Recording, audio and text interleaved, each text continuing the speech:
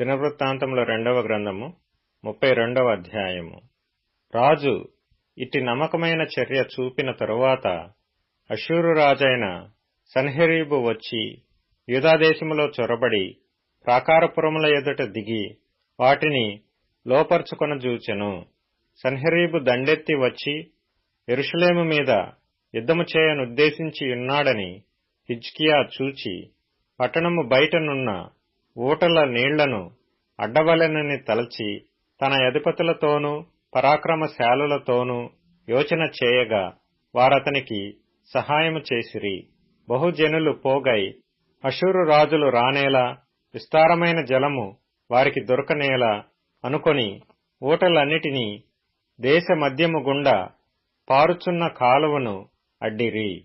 మరియు రాజు ధైర్యము తెచ్చుకొని పాడైన గోడ యావత్తు కట్టించి గోపురముల వరకు దానిని ఎత్తు చేయించి బయట మరియొక గోడను కట్టించి దావీదు పట్టణములో మిల్లో దుర్గమును బాగు చేయించెను.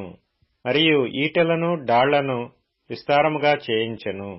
జనుల మీద సైన్యాధిపతులను నియమించి పట్టణపు గుమ్మములకు పోవు రాజవీధిలోనికి వారిని తన యొద్దకు రప్పించి వారిని ఈలాగు హెచ్చరిక చేసెను. మీరు దిగులు పడకుడి, ధైర్యము విడువకుడి. అష్షూరు రాజుకైనను అతనితో కూడనున్న సైన్యమంతటికైనను మీరు భయపడవద్దు, విస్మయమొందవద్దు. అతనికి కలిగియున్న సహాయము కంటే ఎక్కువ సహాయము మనకు కలదు. మాంస సంబంధమైన బాహువే అతనికి అండ. మనకు సహాయం చేయుటకును మన యుద్ధములను జరిగించుటకును మన దేవుడైన యెహోవా మనకు తోడుగా ఉన్నాడని చెప్పగా జనులు యూదారాజైన హిజ్కియా చెప్పిన మాటలయందు నమ్మికయించిరి. ఇది అయిన తరువాత అష్షూరు రాజైన సన్హెరీబు తన బలగమంతటితో లాకీషును ముట్టడి వేయిచుండి యెరూషలేమునకు యూదారాజైన హిజ్కియా యొద్దకును యెరూషలేమునందున్న యూదావారందరి యొద్దకును తన సేవకులను పంపి ఇలాగు ప్రకటన చేయించెను. అష్షూరు రాజైన సన్హెరీబు సెలవిచ్చినదేమనగా, దేని నమ్మి మీరు ముట్టడి వేయబడియున్న యెరూషలేములో నిలుచుతున్నారు? కరవు చేతను దాహము చేతను మిమ్మును చంపుటకై మన దేవుడైన యెహోవా అష్షూరు రాజు చేతిలో నుండి మనలను విడిపించునని చెప్పి హిజ్కియా మిమ్మును ప్రేరేపించుచున్నాడు గదా. ఆ హిజ్కియా మీరు ఒక్క బలిపీఠము ఎదుట నమస్కరించి దానిమీద ధూపము వేయవలెనని యూదావారికిని యెరూషలేము వారికిని ఆజ్ఞ ఇచ్చి యెహోవా ఉన్నత స్థలములను బలిపీఠములను తీసివేసినవాడు కాడా? నేనును నా పితరులను ఇతర దేశముల జనులకందరికిని ఏమేమి చేసితిమో మీరెరుగరా? ఆ దేశ జనుల దేవతలు వారి దేశములను నా చేతిలో నుండి ఏమాత్రమైనను రక్షింపచాలియుండెనా? మీ దేవుడు మిమ్మును నా చేతిలో నుండి విడిపింపగలడనుకొనుటకు నా పితరులు బొత్తిగా నిర్మూలము చేసిన ఆయా దేశస్థుల సకల దేవతలలోనూ తన జనులను నా చేతిలో నుండి విడిపింపగలిగిన దేవుడొకడైనా ఇండెనా? కాబట్టి ఇప్పుడు హిజ్కియా చేత మీరు మోసపోకుడి. మీరు ఇట్టి ప్రేరేపణకు లోబడకుడి, అతన్ని నమ్ముకొనకుడి. ఏ జనుల దేవుడైనను ఏ రాజ్యపు దేవుడైనను తన జనులను నా చేతిలో నుండి గాని ఆ పితరుల చేతిలో నుండి గాని విడిపింపలేకపోగా మీ దేవుడు నా చేతిలో నుండి మిమ్మును మొదలే విడిపింపలేకపోవును గదా అనెను. అతని సేవకులు దేవుడైన యెహోవా మీదను ఆయన సేవకుడైన హిజ్కియా మీదను ఇంకనూ పేలాపనలు పేలిరి. అదియుగాక ఇతర దేశముల జనుల దేవతలు తమ జనులను నా చేతిలో నుండి ఏలాగున విడిపింపలేకపోయిరో అలాగున హిజ్కియా సేవించు దేవుడును తన జనులను నా చేతిలో నుండి విడిపింపలేకపోవునని ఇశ్రాయేలు దేవుడైన యెహోవాను నిందించుటకును ఆయన మీద అపవాదములు పలుకుటకును అతడు పత్రికలు వ్రాసి పంపెను. అప్పుడు వారు పట్టణమును పట్టుకొనవలెనన్న యోచనతో ప్రాకారము మీదనున్న యెరూషలేము కాపురస్తులను బెదిరించుటకును నొప్పించుటకును యూద భాషలో బిగ్గరగా వారితో ఆ మాటలు పలికిరి.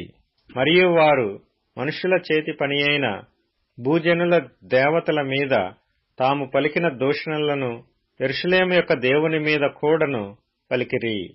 రాజైన హిజ్కియాయును ఆమోజు కుమారుడైన యెషయా అను ప్రవక్తయును ఇందును గురించి ప్రార్థించి ఆకాశము తట్టు చూచి మొర్రపెట్టగా యెహోవా ఒక దూతను పంపెను. అతడు అష్షూరు రాజు దండులోని పరాక్రమశాలులనందరినీ సేనానాయకులను అధికారులను నాశనము చేయగా అష్షూరు రాజు సిగ్గునొందినవాడై తన దేశమునకు తిరిగిపోయెను. అంతటా అతడు తన దేవుని గుడిలో చొచ్చినప్పుడు అతని కడుపున పుట్టిన వారే అతని అక్కడ కత్తిచేత చంపిరి.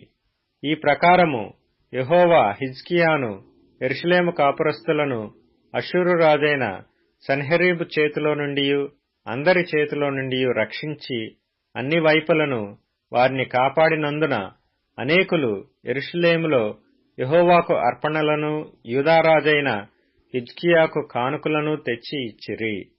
అందువలన అతడు అప్పటి నుండి సకల జనముల దృష్టికి ఘనత నొందిన వాడాయెను. ఆ దినములలో హిజ్కియా రోగి అయి మరణదశలో నుండెను.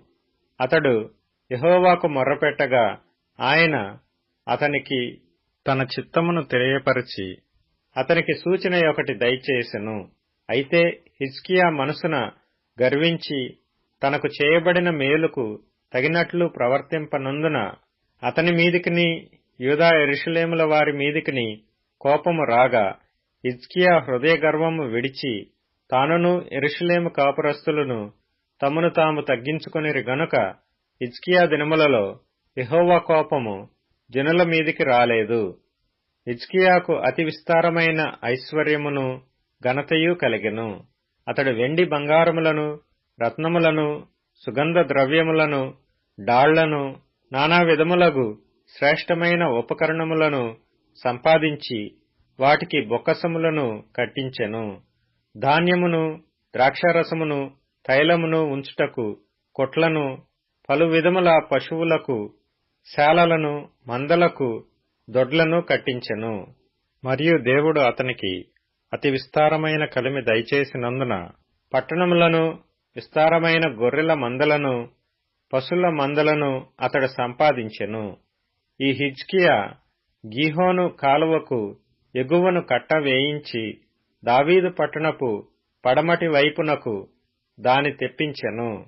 హిజ్కియా తాను పూనుకొనిన సర్వ ప్రయత్నముల యందును వృద్ధి పొందెను. అతని దేశము ఆశ్చర్యముగా వృద్ధి నొందుటను గూర్చి విచారించి తెలుసుకొనుటకై బబులోను అధిపతులు అతని యొద్దకు పంపిన రాయబారుల విషయములో అతని శోధించి అతని హృదయములోని ఉద్దేశమంతయు తెలుసుకొనవలెనని దేవుడు అతని విడిచిపెట్టెను. హిజ్కియా చేసిన ఇతర కార్యములను గూర్చియు అతడు చూపిన భక్తిని గూర్చియు ప్రవక్తయును ఆమోజు కుమారుడునగు యెషయాకు కలిగిన దర్శనముల గ్రంథమునందును యూదా ఇశ్రాయేలీల రాజుల గ్రంథమునందును వ్రాయబడియున్నది. హిజ్కియా తన పితరులతో కూడా నిద్రించగా జనులు దావీదు సంతతి వారి శ్మశాన భూమియందు కట్టబడిన పై స్థానమునందు అతని పాతిపెట్టిరి. అతడు మరణమొందినప్పుడు యూదావారందరూ యెరూషలేము కాపురస్తులందరూ అతనికి ఉత్తర క్రియలను ఘనముగా జరిగించిరి. అతని కుమారుడైన మనష్షే అతనికి మారుగా రాజాయెను.